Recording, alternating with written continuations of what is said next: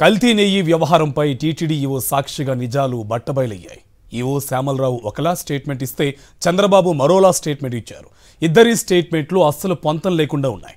చంద్రబాబు పచ్చి అబద్ధాలు చెప్పాడు అనడానికి ఈవో చెప్పిన మాటలే సాక్ష్యంగా నిలుస్తున్నాయి. అసలు ఈ లడ్డు వివాదం ఎప్పుడు మొదలైంది? చంద్రబాబు ఈవో ఎప్పుడెప్పుడు ఏం స్టేట్మెంట్లు ఇచ్చారో ఒకసారి చూద్దాం. జూలై 23న టీటీడీ ఈవో శ్యామలరావు ప్రెస్ మీట్లో చెప్పిన మాటలు చూస్తే నెయ్యిలో వెజిటబుల్ ఫ్యాట్ అంటే వనస్పతి కలిసినట్లు తేలిందన్నారు. ఆ సప్లయర్ను బ్లాక్ లిస్ట్ చేసేందుకు షోకాజ్ నోటీసులు ఇచ్చామన్నారు. అంతేకాదు కల్తీ ట్యాంకర్లను రిజెక్ట్ చేశామని స్టేట్మెంట్ ఇచ్చారు.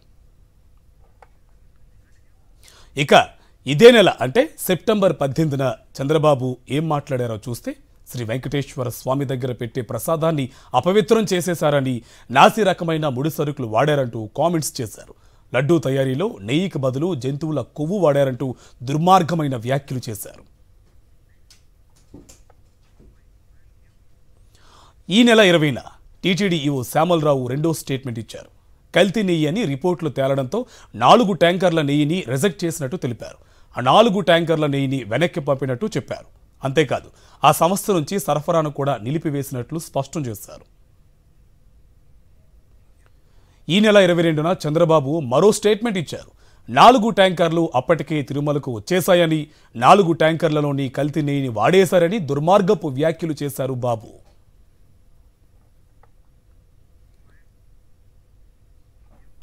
ఈ నెల 23న చంద్రబాబు వ్యాఖ్యలపై విచారణకు ఆదేశించాలంటూ సుప్రీంలో పిటిషన్లు వేశారు.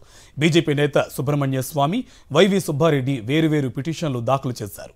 సిట్టింగు లేదా సిబిఐ ఎంక్వైరీ వేయాలంటూ సర్వోన్నత న్యాయస్థానాన్ని కోరారు. ఇక సుప్రీంలో వరుస పిటిషన్లు దాఖలు కావడంతో చంద్రబాబు కాస్త మాట మార్చారు. ఈ నెల 27న మరో స్టేట్మెంట్ ఇచ్చారు. నెయ్యి వాడాము కానీ ఎక్కడ వాడామో అప్రస్తుతం అంటూ వ్యాఖ్యలు చేశారు.